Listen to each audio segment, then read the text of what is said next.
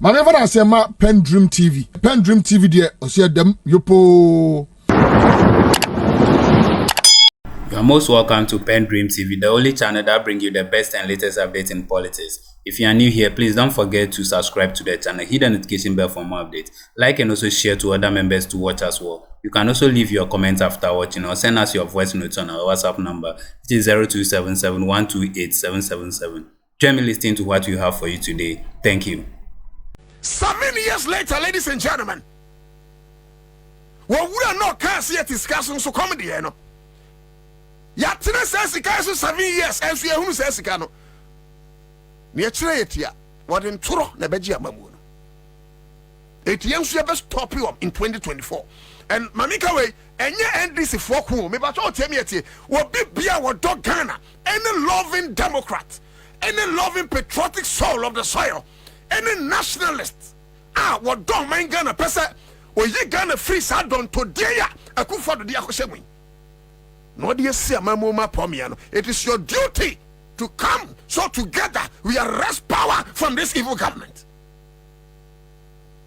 My main first information went to that, and that is intelligence reaching me. One if I could not frame or anonymous, the national security, maybe some say why. What frame no. One money ding, one phone number and a frame. But apart from no, their pocket of views I have gathered that sana bang way aye. Someone more Muntiania Mebekain. National Chairman of NDC, oh yeah, press briefing. 80. You may not have chance to listen to this, but I am sure, sir, if possible, after this show, after your press conference, say me krumpa me frau, and I'll put you in the know. As many national executives or regional executives or Rashimo, as many that I'll get, I'll do that job. And you're Monkwa, Alan Trematin, more number, we are my frau, and Penufuaka. What my crowd say, on Beji to me a free by free honor. All of you, you are involved. 2024, the 7th of December, a communal labor for change. And yet, John Mahama been and Pesi Obo, Miss Row, who went me out to 2 Kobe, but Toto, now John Mahama, we am Peseda, yet you call Binedi. Man in Kosia, El John Mahama Pessi and so, Miss Rao, Alan, Ben one Kosia, El John Mahama Pessi and so, Nam Pesenia Redia, yet the Kobe de Chumia, Yanua Kosiano, Atoso, near D. All of us will come together and take power from this evil government. And the information reaching me here. What do you say? I'm before you. Muntie. They say I'm before who say, I didn't have work comes in. I'm on so on my here. Oma who say enye say na Kufuor NPP. Eti Ghana 4% pamwom this akromfo so de omoye. Eti nyomu ye nie. Me ba cho muntie ne ye o. Munyima som na muntie ne ye. Mamu fa sasem ani agro. Constituency 4 ahodo. Regional executives ahodo, national executives, any all sympathizers of NDC and any opposition party. Obi bi odo Ghana ntie. NPP fo mpanyimfo na Kufuor abamye di anim. We are hearing say one more engage yenuanum Nigeria fo e wokroma muntie sasem ye. And they are doing secret registration. Secretly, no, I'm register NIA cards. 80 limited registration ekosui. Nigeria for be brave at the NIA card beko akwa register for voters because abina who say Ghana Frankasa de omuntu abama and so they are using the Nigerians ahead of the 2024 general elections. Wait, mamu feni agro. This will not be a joke. Hey, me maninka ye nikura Ghana you about 5 million Nigerians in this country. Statistics back actually say be about 2 million minjini. Ghana and Nigerians were about 5 million Nigerians. Now can you imagine say 500,000 per? Just 500,000 of Nigerians. Etiasia. Now konya card yibi. No on the 7th of December. Kotu abanua. Naturally, a chinchina. They are bent on breaking the 8. This is what we must fight. Already my country will say. And Kufuor would ding. And then you baumia ding. Say they will arrange with some presidents of the African continent. Listen to me. These guys can do anything. Don't underestimate them. When it comes to corruption, don't underestimate them. When it comes to greed and selfishness, don't underestimate them. Don't underestimate Akufo-Addo. Don't underestimate Bawumia. Ahaya yetie. Ana me hopes in cancer. One to dynamite at to border areas during or before elections. Into do time a year to aba. When this is strongholds, no to sa etu and the bombs no. Eti the who ko share yen nuan framantam for voter region for num. The who ko share mumu eche do say year to aba no na bebre suro some baba bontin. Eti such people to be too to scare people. Such people to be too dynamite to scare. Dabio now 2020 elections and the Akufo-Addo as president and Krofong Watche and the Wuye is it a sin off? They died. And yet Akufo-Addo Bejna a person simply so can say 2020 elections was free and fair and peaceful. Such a person, do you think he cares about lives? He doesn't care about life. Eti nipa kura mpono under their watch omu wu basa. Eti Nigeria for a year high one. Na yako register Ghana card. Na omakonya voters card no mutiminye. Sasa mi amikai mamu fe ni agro NDC. Alan Chrematini, all those opposition leaders are. Mo say abani ya fun, abani koye. Eti mo pese butu abani. You must come together with NDC and fight the government. And NDC communicators. Moko TV ni radio so you want to attack Alan name other opposition leaders no munya sense munu nyansa bi anim. You guys got to come together and make sure say you arrest power from this evil government. Because untua tax Emma CPP. Obi no untua tax Emma PNC. Ye untua tax Emma Hassan Ayariga APC. Ye untua tax Emma Lantrematen. Ana untua tax Emma Cheda. John Dramani Mahama and yon ogia to on fading kobobisia. So see our buphobia, we must unleash that anger on the incumbent government led by Akufo-Addo and Bawumia. So if you gather your arsenals, stop wasting your arsenals and bullets on opposition leaders. You are fighting the same cause with, and rather unleash your anger on Akufo-Addo. What say Ghana? Akufo-Addo, what we are Ghana Sika? Akufo-Addo, one pregnant year under him. People are dying like flies. Waste your anger and bullets on him. Bullets, as in the power and the venom to speak against his government, and not bullets as it literally connotes. Can you imagine? And this thing, NPP to me succeed. I don't want to be a prophet of doom, but then this in ye. Because yen yanum Nigeria for be brewanuma, omo per citizenship, omunya. Na about what better honey say, hey, brother, never register Ghana card in term, na kwaye voters card, a drew about what Toma Bawumia. Hey, the last person from me said, Ono Krampo de, what terminal? Nancrophonic Nigeria Casa, and they thought, say, only back on tape. Or say, Abino Afre, yan penny for Nuntino.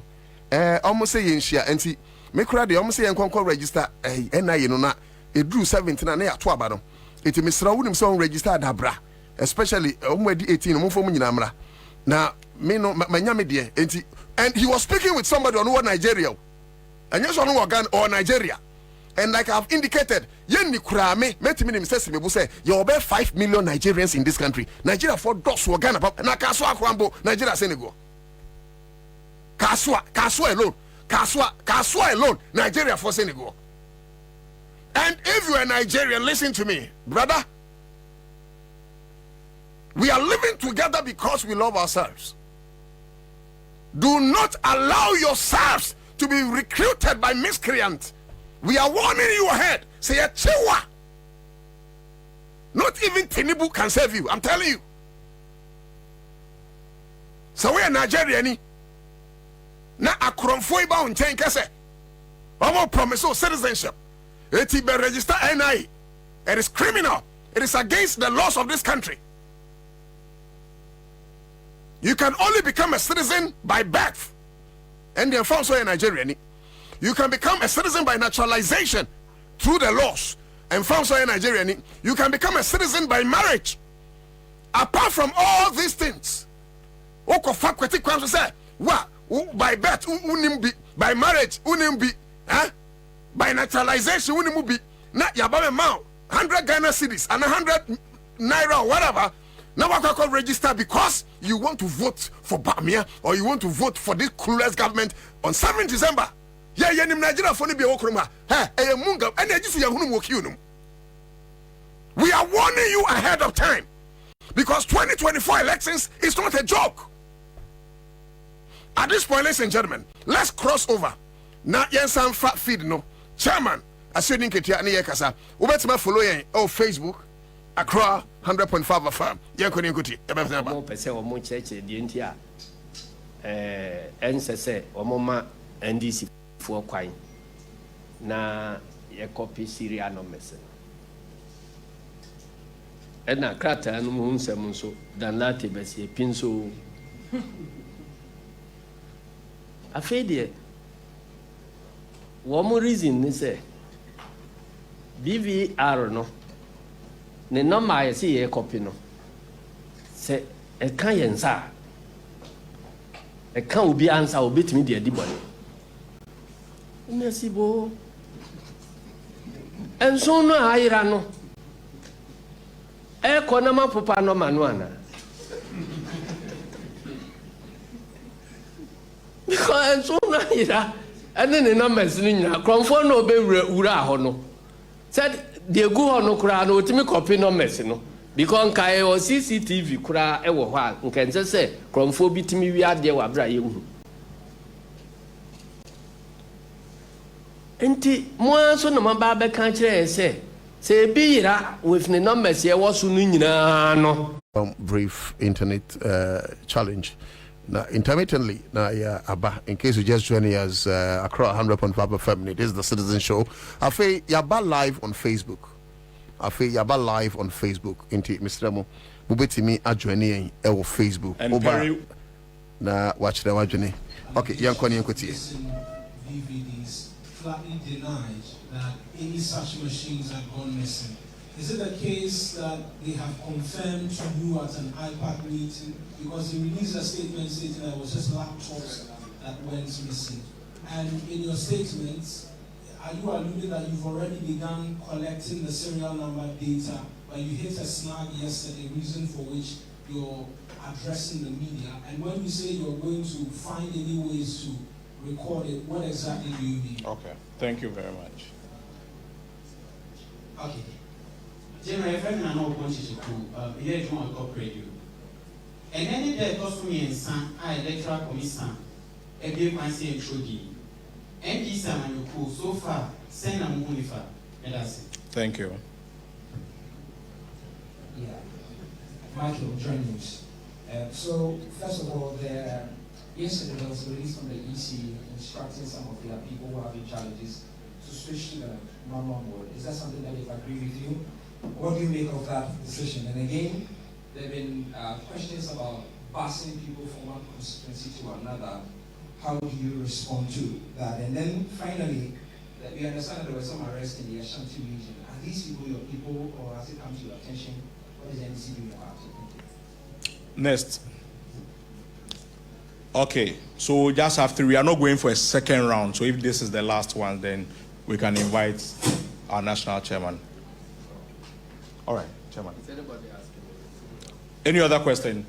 The last question he asked. Offline, busing of people, and then arrest in Ashanti region. I'm very confused with Nation 1 FM. Accra FM.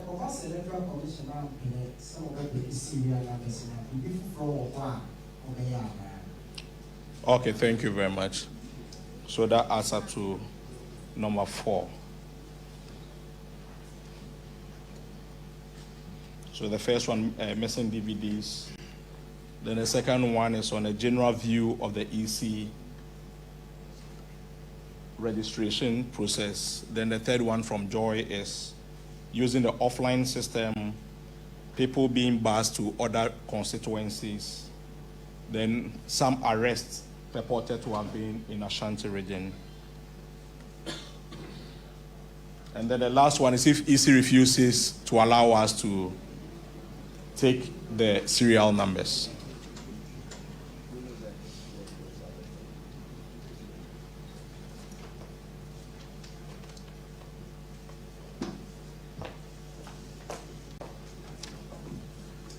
Okay, thank you very much. Yeah, the first question, we're talking about EC's denial. Yes. They've gone over their own words several times, and this is not the first thing. And that is how the integrity of the commission keeps declining. Because they will say one thing, then when they are pushed, they will come and then change, and then say another thing, and so on and so forth. I don't want us to go back to the declaration of national election results 7 times. They have the Guinness Book of Record for that. That is declaraton.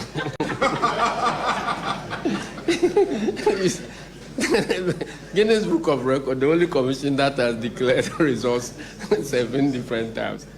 The same results, same figure, 7 times. So that is the problem. When the issue was raised,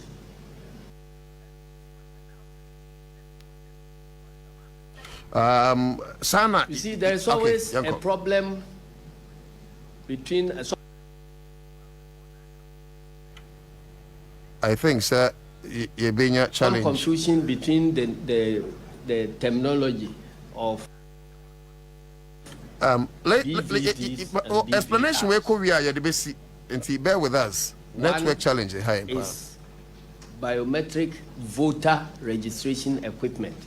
That is BVR, biometric voter registration. So FM, and it comes to election time. Then they will load the names of a particular polling station onto a small equipment, and all the data, your fingerprints, everything onto it. The purpose is that they must verify that. Okay, so I think, sir, the BC we having some challenges. I think, sir, the BC, but all the same, near Chairman General Kenny, say, when I need at the Honorable Pa, and I'm happy, sir. This time, a boot for boot agenda. It gives some of us hope. Say your votes, won't be to me abohubai. Into Bibia would tear yen, Sabri, Mr. Wakoma eto yem. Esan said, your Facebook, internet, ne high, na your bar lating tea. I feel that you be a joining tea. Oh, joining with Facebook, Mr. Mamini can yet this quick recall.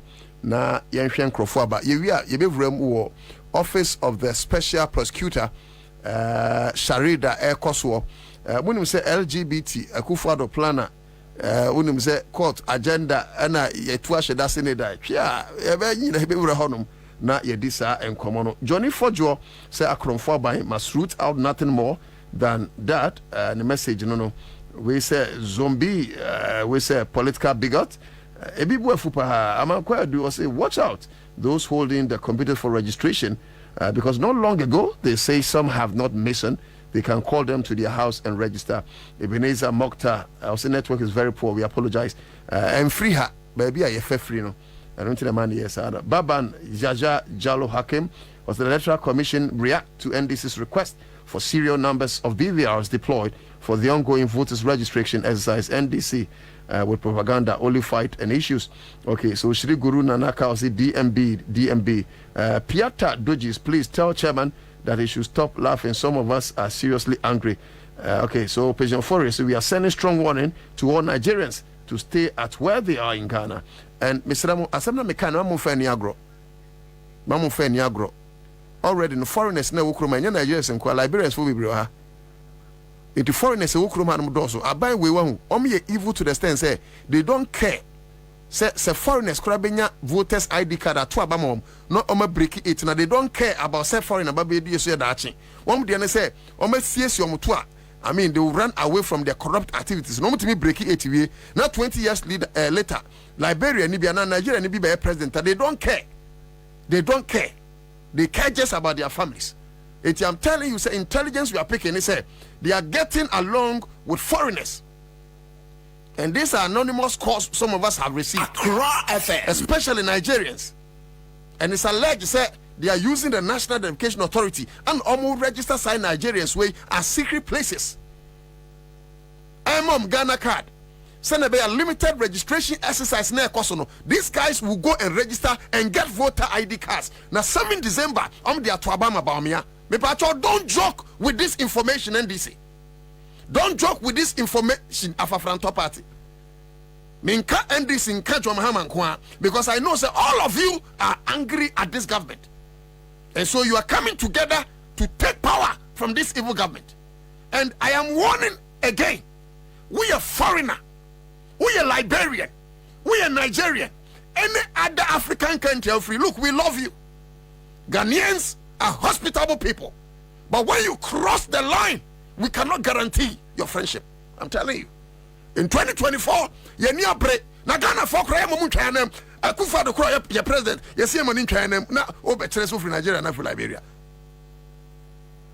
You are one. Nigeria for Nayas and you are one. See your team will be I am from Huntamuda, I'm telling you. Not even Tinibu, your president, can come and save you in this country. A word to a wise is enough. Now, same way, I'm sure, sir, we'll follow up. Me bacho obi bia, my phone number went to that. So, who tell me now any secret about this voters registration exercise? Secret registration bia foreigners, you register one.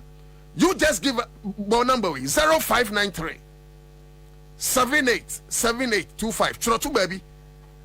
And now crowd out there Chrotu baby. Because you need a pressure crowdum ahead of 2021 elections. 0593 787825. But my mom friend, Mustati friend, my mom friend is here. Chrotu baby. 0593 787825. Okay, so patients of foreign. So my hunu the message you are. Obuasi Kofi Boache is here. And Chamaken Kai Sri Guru Nanaska Eiram Dola Fiayo Sensing Fire. Kwaku Sebi, say, have you seen Gorilla doing good things before? And also the message Aba Ghana for Mamun Fre, a fake crowd on Befre. Montro number 2 baby, more information be a number of my mom sending a WhatsApp. Why a WhatsApp number? Somewhere review or some more fire. Okay, it's messages in the bar na air by Facebook. Send me kind of afei ya bought them on Facebook and yeah network no high. Now we cry Eugene why you know so what me the atom. Eti obi odwin say any Facebook na afei dey about Facebook. Ubetimi about na wa be kire wa dwene. But kwame yanya say adwuma we. I'm sure say voters registrations and same there. I mean ya be call them na ya hwe ho asem aka. But yanya say adwuma. Raw FM. Wa usa kweni na Attorney General any Yoko Fodino. Mami Tiwado Dankwana na ye Director General in charge of welfare during COVID-19 or dear be an former police for no Samukai. Sama Mino, when I say in charge of Yoko. Such a fine face. Bebrena just oh my dreams are dear. Keta Susana Proyano, Omufana Danfuno Mufrim. If Sagana best say, no more Yakakredia, they don't care. They don't care. And Ora Samokujoto, Papa Penimwa. And I will not disrespect him because Wabobra, but you see, sometimes and penny for Sabita French, Sabia couldn't talk more Casawahu. I am Mumayam fa Nimdian Frim. I am Mumayam fa Quambi so near Swim Swimmer. Now Penin Casa Rosa Kwame, Mammy saw video no. Mame, you Sam Okujoto video, get it ready. But Sami, tell Mama share says that a person as an. I don't because say Office of the Special Prosecutor, do you know why? He has not been given full powers of prosecution. It's in Fauni Ejuma, Special Prosecutor Baye, he will still need Attorney General approval for prosecution. It's how independent is the Office of the Special Prosecutor. It's a useless enterprise. Because so your investigations here, now you cannot prosecute them. So why are you there? Why are you there? Attorney General na abaino apa no Attorney General no ani abaino na seba krono no say dem no a wo nyina be come ti apa ho ya sa adwuma no. And this also go the same Attorney General. Now our attorney general give you approval. Say asamaba, it won't go prosecute you Bamia. Our attorney general give you approval. Godfrey Damibaka say asamaba, Matiopoku Prempe, Munko prosecute no. How? He will never do that because Odo ne party in Ghana. Eti, I'm frustrated. Martinamidu. Mama Tiamidu, first special prosecutor, because Akufo-Addo is the mother serpent of corruption. Not just a back chronomic etashane prayer. Anko your wa or your one yina mami. Or wakwadamu or chronum papa. Tiamidu the frustration, ejejuman. Na Akufo-Addo sheda ye office of the special prosecutor. Na Ghana for adwene se ono de on pekro one de okokita hye no prayer but na ya danko dada day anya we see asoya ode bekokro no na o fa kire yusu attorney general is making sure say the same institution na was set here no he will render it powerless. Mogasi ya huru yenim kosoro ya nwi okroma ya nyina jimi no sabi akudonto ya mu bebre nimnyansa eti sisila da pasika puduo na yekohu ye no office of the special prosecutor here who adwuma no obre no ana ode koma yoku because already no na attorney general mo frustrating no court my court are restraining the office of the special prosecutor. Now they are using the court and the court has something they call adenia so ya mbachi watu ne friend say oh pam yeso ka court asemo mbachi watu msade ne dey contempt of one no eti the court hide behind contempt of court and put fear in journalists. I'm not one of them. Eti ana Supreme Court janti den. Etu onta.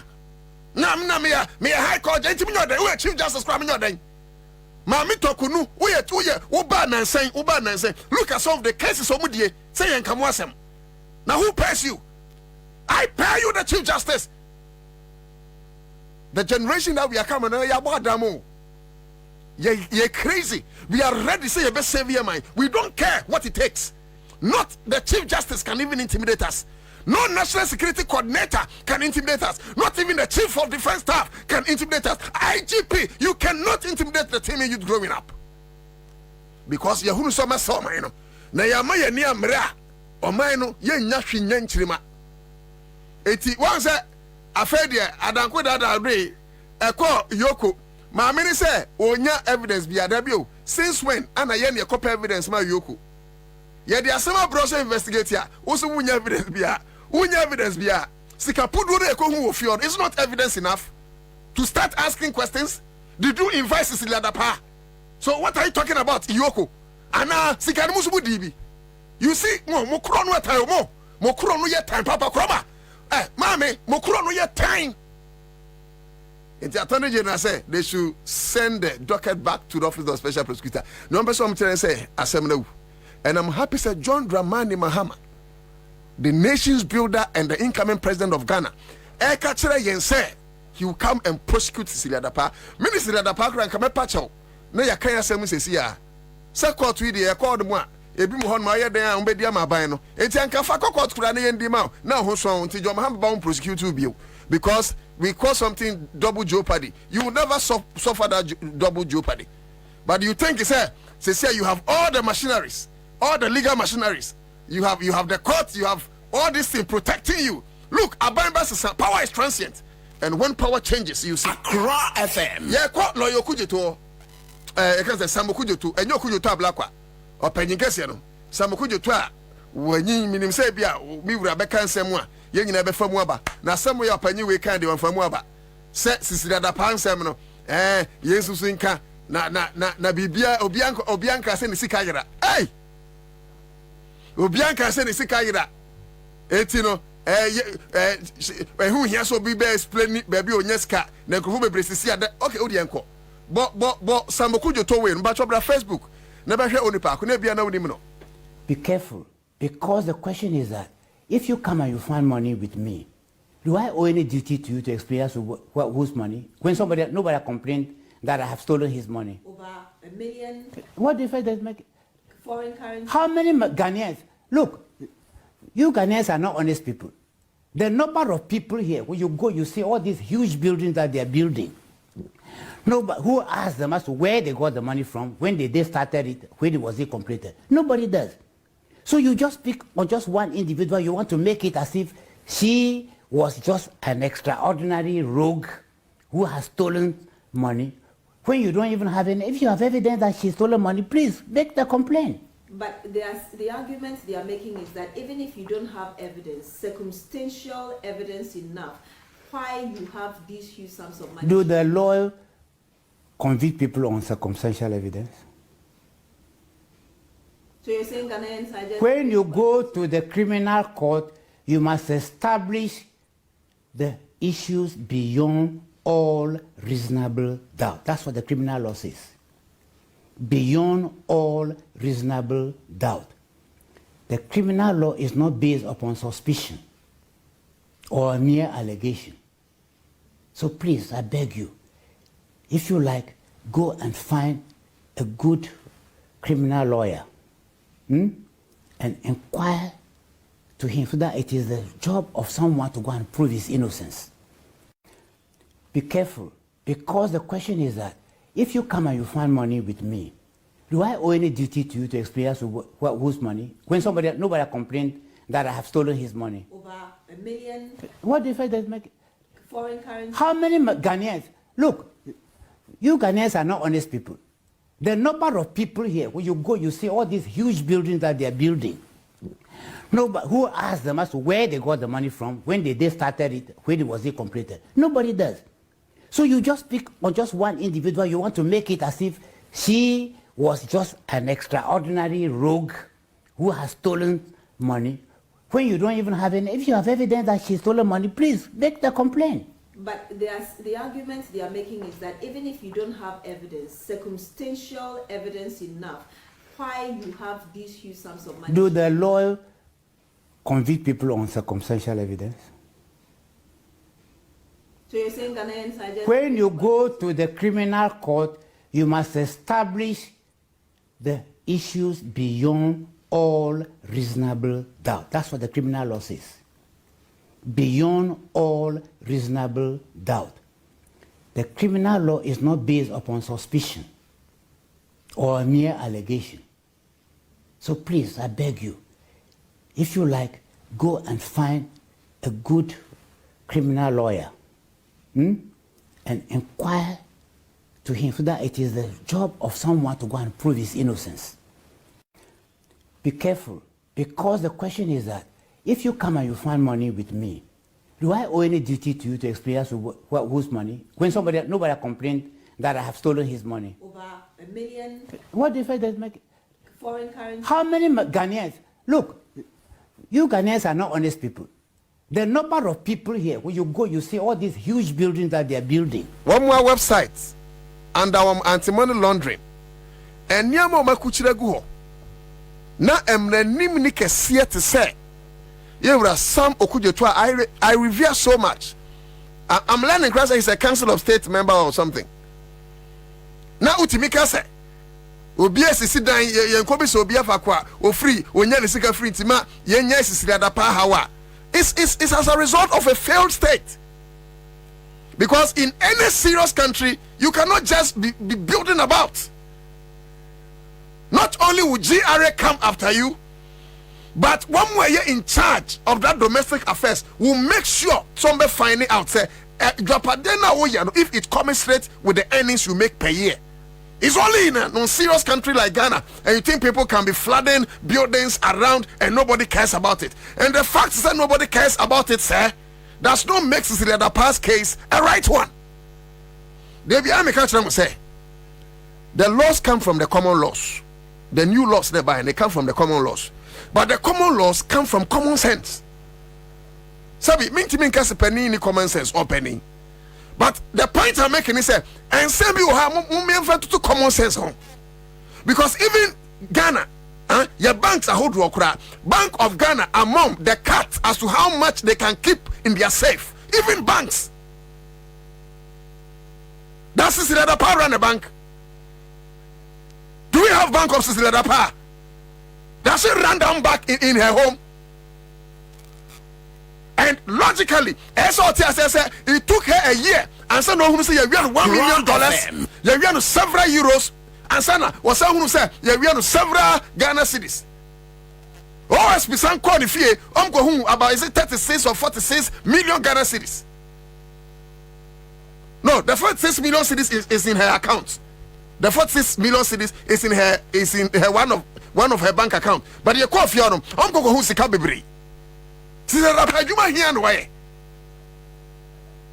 a time when Sabrano, now you're checking Crawford to do, sir, Goro boys are engaging in black market because Mama City no dollar nebro, not knowing necessarily that power anything and this can say our Mumpaso, and Ghana City was depreciating against the dollar.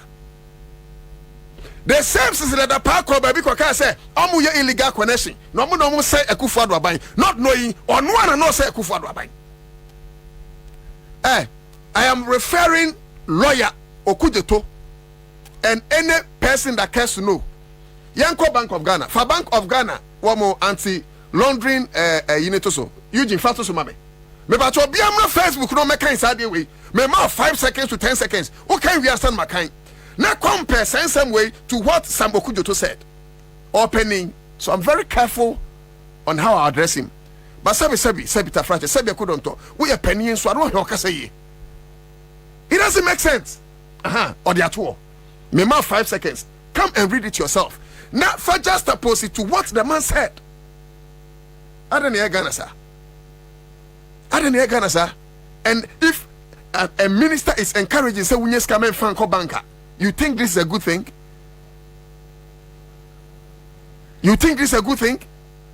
Say, Unyes come and Franco bank. And like I said, $1 million, it took her a whole year to know. So how much is in that house?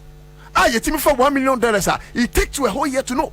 Because me fear, Sika Honum, 2,000 Ghana, 80, Kwamquachi 200 free more mehu.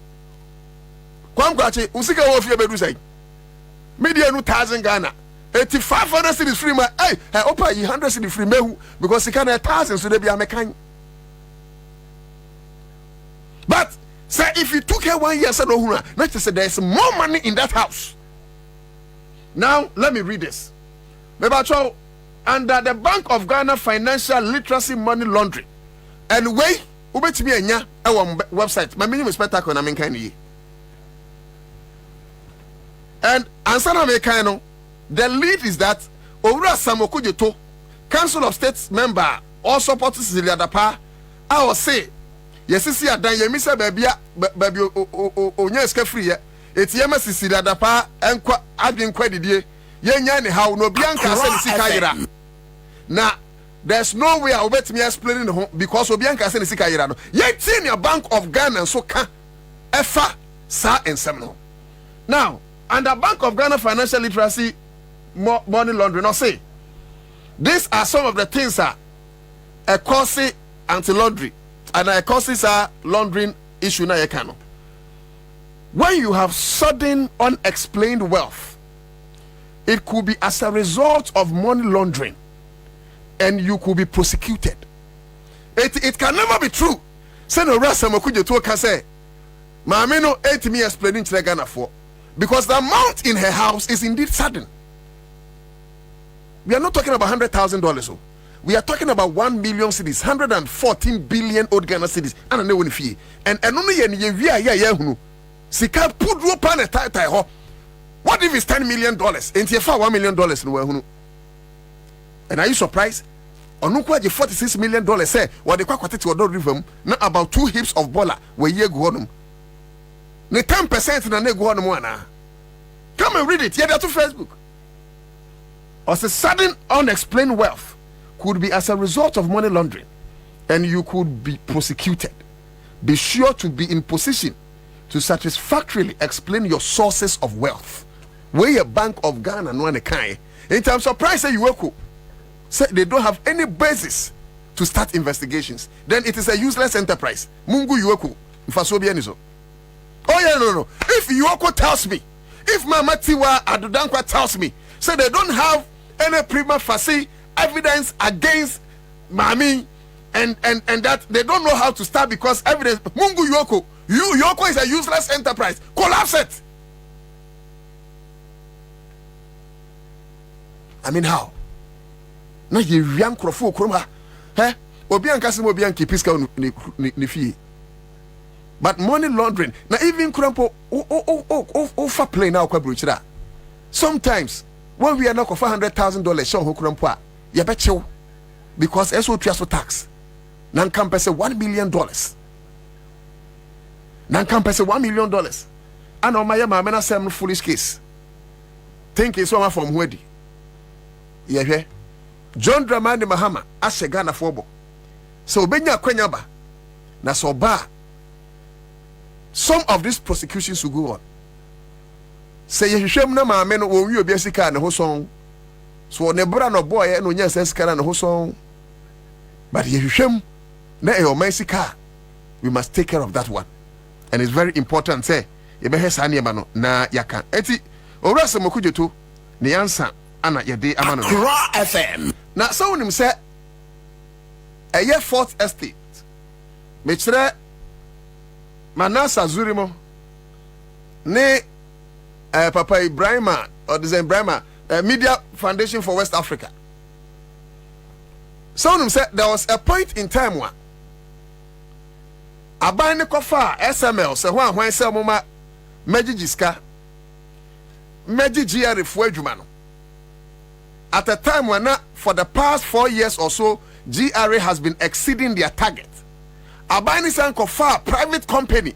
Aban we pa the economy. Private company say some duplicate GRA Fuejuma.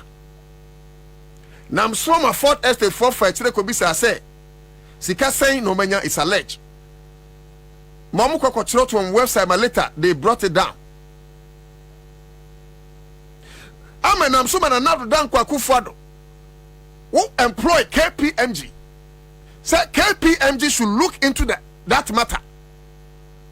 Besin ne reporter KPMG a year on SML. Na Kufuado at our table so but on person Ghana for behu. What are you hiding, Mr. President? Chairman of the Economic Management Team, Bamia, what do you have to hide? Yedi yesika. Ama KPMG say they should go and audit Sajia reforme from say SML for no yehunu. Sika dodo majije. Besi ne. Onkanwe. Na the say this first estate on the ticket of the Right to Information Act. Etro krata say yamomu hunu KPMG report ne from ampani asweye ba ne say any GRA ba ne say o ampani asweye is what I heard ne say yamomu hunu ne yamomu hunu china because sano does not fall under the category of the Right to Information Act. And I'm saying, hey, I've heard you categorize it. What I know with regards to the Right to Information Act, usually deep security matters, national security related matters are ebetima ball mine and be a release. But issue of KPMG auditing SML or those group and tell us how much or whatever their report says. Now Kachire say does not fall under that purview. Then I'm sorry, Mr. President. I am sorry, Mr. President. Just say my imagine some boy chrono. Corona na mbeboyen. Na munsu jail no na mobeko. Some say boy chrono. Corona na mbeboyen. Yes mobeko jail. Na jail no na mobeko. Moboye chrono no. Na chrono na moboye no. Yes yate. If there is a change of government, jail no na mobeko. Accra FM. Jail no mobeko prison. Jail no na mbeko. Mami fa wensi. Na Samuel hunto abeka mensa. Kwame, me ba cho ene ye be phone lines kakra. Eno me promise Ghana for. Enti mami fa wensi briefly na me phone lines kakra.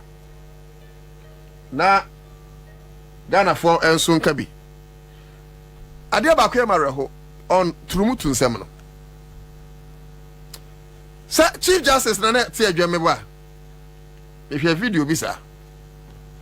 But whoever, hey, Ghana, say, once the agenda nene say, Nana Kufuado, Tiamiye, Nana Kufuado.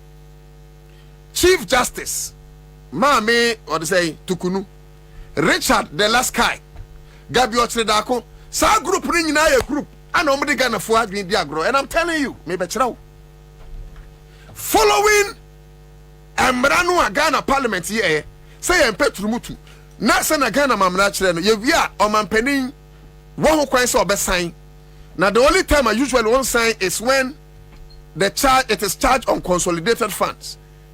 Any ebia ade betimi abon mine in those regard no. Say all sign.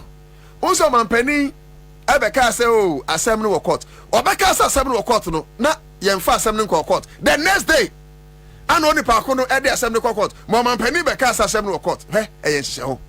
Number 1. Richard the last guy oya Jumo City. Oya lawyer ni ode assembly ko court no. Gabi Otredako na training no. I see Gabi Otredako calling the last guy for a meeting. I see him doing that. Hopefully, maybe at the coffee shop. Or saying, or maybe at their joint Ghana phone him. I see him call him. Now Okachen said the last guy. Many President Akasa. It's in Yabesuma Amuako court. Because Ulum say Yankrophone be breed through mutu ajuma no moye. Number 2, through mutu scan ya de esuma bay. It is a President Kosanya one here na yeding. I see me envisaging Bibisa. I am like I see something happening like that. Not the last guy. Esan said, "Oh yes, touch." Now, Sebita Frache is not a man of himself. Yes, Abasa. Adichi ya no atam kratano ako to court. Say me pacho. You seek this interlocuting injunction on this. Now, you pursue restrain say. Now, you person president crab sign ABCD blah blah blah. 80. Now, my second president say, me pacho watching over the back. 80 Mr. President, and your press briefing and natural letter. Now, catch them say, assembly courts. A bit or channel pardon, not assembly court. Assembly court to ya, you need Chief Justice Bekasa. Now, you catch them say, assembly bar. Oh dear, Obogua Ghana for who say, oh mubi. Enti won to asem no ense da ye nimre befre enti Chief Justice ni mpanyifo trans no omu defer asem no sinidai in parliamentary and legal balance ye ka sinidai na che se ebe che ana ye nimre befre ana emre pam a wo mu nenim no on befre enti we de akwese ye mfa sombo no mu akufuado so no mpese obese nturumutu ye de asem no be kobo court and akufuado nim se court betu asem na sheda sinidai etro di kan say ekosi say court bebu asem no onu ntimi nsan eye planting eti Ghana for muti asem say na nadu danko akufado empeso be sign and it's alleged na bebreso aka say even at the Jubilee House through mutu fogu so how will he sign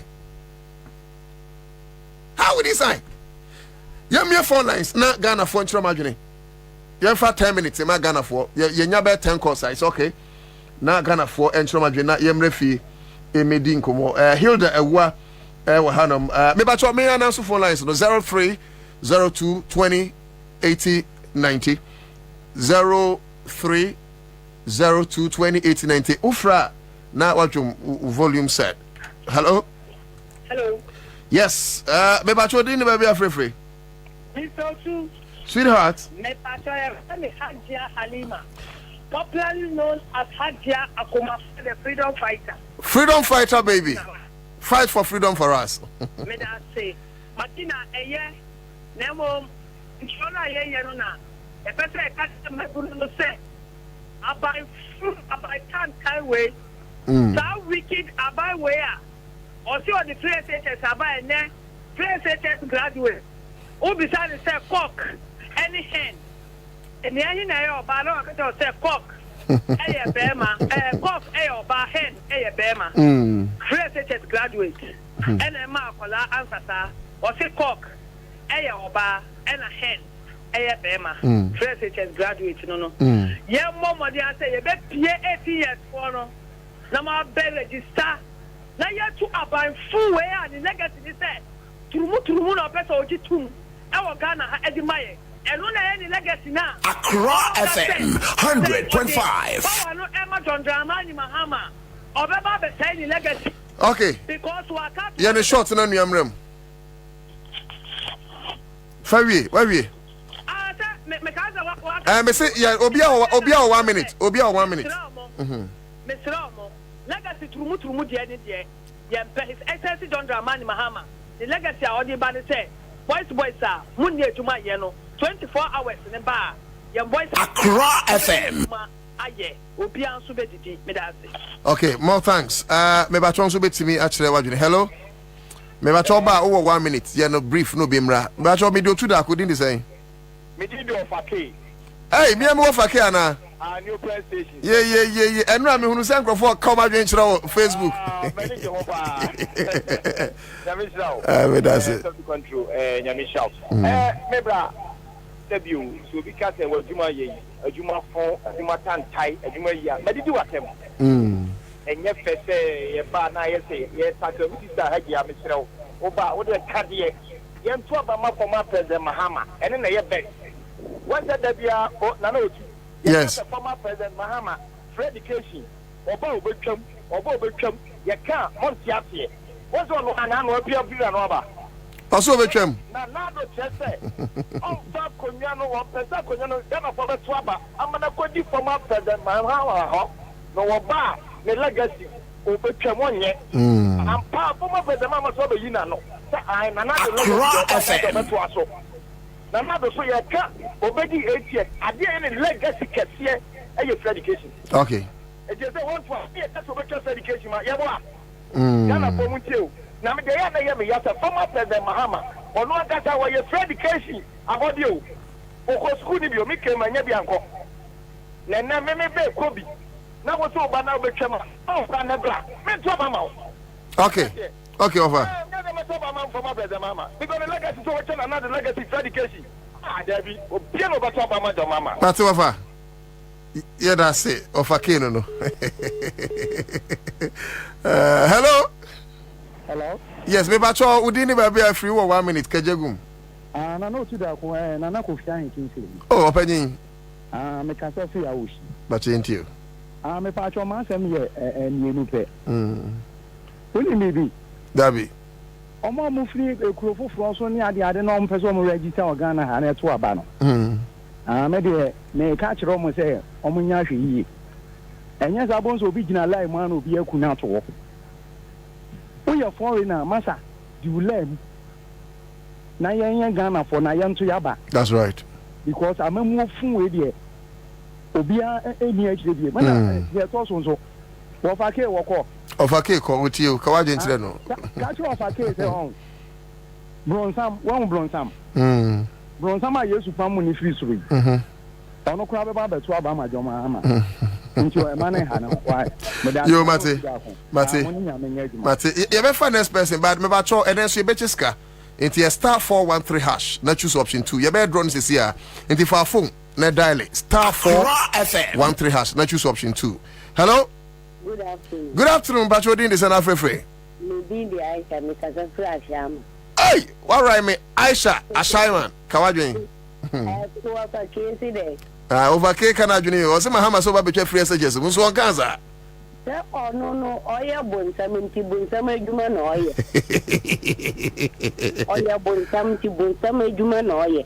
On one cast as Mutu now, Mokano, or Mutia, saying. Ah, Mutu or Muka, sorry, a year salon, or Mutia, saying. Or Mutia, saying. And there are some Sikana, ye be dear, ye having Quayana, and I said, day. Again, a dinny pages are Sika Banqua. Again, I hear a baby. I hear a nipper baby, a good yemintia, Uber tongue crama bontam. Yeah, Mamma said, Penny Cockro Motillo, dear, dear. On Betuma Cuquado. On Fantuma Cufado. On to make Casa Magana, mine. Okay. On through on. Okay. Wavake, what do you know? Yes, if I saw. Hello? Yes, sir. Who didn't enough referee? Oh, Minia, as a man can say, Minia Biwo, your friend, Prophet Apostle Peter. Prophet Apostle Peter, or as a man can say. Okay. Minia, but the Diakasa de Kofi, Unina. Ah, okay. Yeah, no chair, madam for pound, some of my wife. Who enter who tell Kaja Gumofia? Chair, no mammy, papa. Otunka. Yeah, Nana, I'm sure why. Yo. I mean, to condemn. Amen. Also, it's in bra, and in the Usha Eja was we go about with Swat. I put on the two condemn because Usha in Sehunu, ne. Nyama basa we aba we ye no bi ba bonte no be kasa omo kasa bonfo a sabe unya bonfo a ubetam we ye kan say bank here ye kan say $9 million e wo Ghana anu mu dia sewu Ghana banks na we ti na take be $24,000 na we dey go bank sabe unya bank na ye here $9 billion e dey CSC banks no but or the be close to 24, if not 25 billion ago. Na ye ka ne ye nye obi no mu aba be gina no mu defend sa sabi so hu ni nkwasi ase we ye te Ghana anu ma ye mpese be ka no kra che penifo sabi wo hwe ye ka ne so wo hwe ye friend say James say we ye ka mu da kokot sabi o ma pere ku gba da nka so to wonu ma na so da na ni pe mu a o di no wo say ana FM say wo ye da wo di wo sa cha say na je we ti mi ye mra ne ye bota je we gu yi sa nu mi ke se o se ma Ghana ma na wo tutu pa se ne ye ka we sabi o ma pere ku gba do say ne papa ana say na wo 4 years sabi tan te wonu we ya na ko mu di be wi ata mo aba be ma peni ana. Oh, some way no okay ni mu ba o mu mbra me kasa nyen so we ntire ti ma mo fo na mu nda sanse wunu na ye te Ghana na ye ka ye pete ye de be ye juma o mu so da sabi so ma 100.5 okay so mu to onu mu na se wunu okay yan for kwa me fa be 2 course bi na in komo yan fa be 2 bi na I think at a proper time I said that my be 30 minutes course nko hello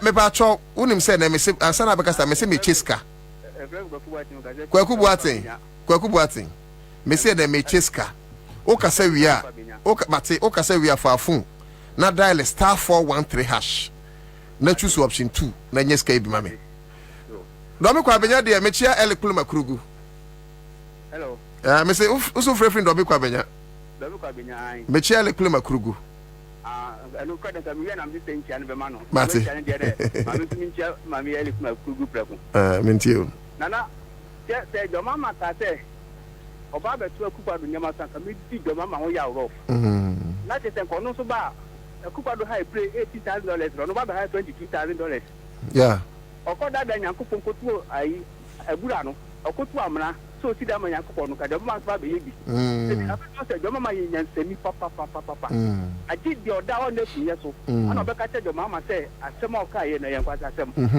na mpese mbuta te jo mama ko ka boot for boot yenya asofo bi sole ye se jo mama nka ni to papa che o se bra ye tampon se o ha no be ne ha no china o man pani nan kasa so aka obi aye din na bible se aduani nti ense onyankopɔ adwuma se mi da na ye ni so papa bi okrom abiu oh kakra ha do no aye din ba kakra ha omo som yen diti for ti o matem na ti ase se do bi ka boot for boot mo tan de wanka ni ye do ai obi do se me hand over na so hand over e de na be tinya to kwa na be so mam yeah se mo ntimi mfa ni ntu ni fo a na ke ze mi anka za mi hu asofu duma amudie because of the yetiam kaka kenti matom nbonyam ada ma kufado okay better say we will be to say Jesus ahonfe mu a you was of papa wa last caller me ba cho we ye catch we din be be free Heneba me da se wa fa me papa ko nshira o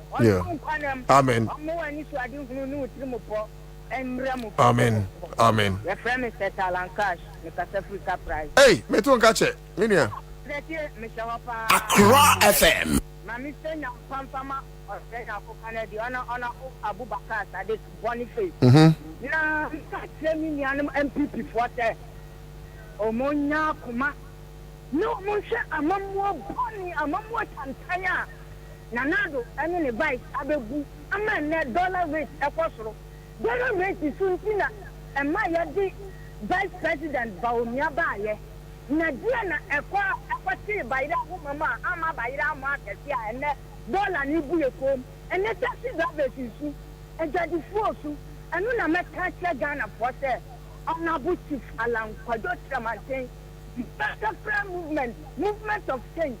Apani got the bien free. I'm a Ghana, yes, a Singapore. And I'm not so. I'm a now, but for the said car, our my Ghana. And to me, animal NDC for, they come up, come on to yam. Yabenian leader or what him and my youth, you know, at the say, honorable to Falan, for just your man saying, or better the beer, you mama youth, and your beer. I'm a dollar rate in the swap from because you're the free port to Beba. I'm an imported, exported, and what homo. I'm a man free. And see, I did the funny at the song for near my Baba from. I'm a Ghana city up Peja. I'm a dollar and swap. Okay. I'm a Ghana fan is my pepper. And to honorable to Falan, for just your man saying. Thank you, Alan Cash. Thank you so much. Thank you for staying tuned. PENDREAM TV really appreciates your time. Please, if today being the first time and you have not yet subscribed to the channel, please do so for us. Hit the notification bell, like and also share to other members. Please do hit the notification bell so that you will be the first to receive any update from us. We love you. Thank you.